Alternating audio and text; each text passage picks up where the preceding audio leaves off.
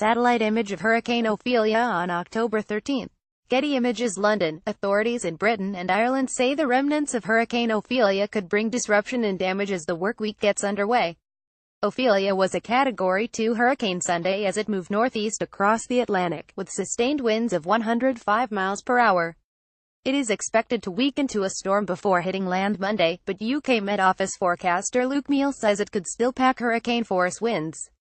Ireland's Met Éireann says western counties could get gusts of up to 80 miles per hour, with heavy rain and storm surges.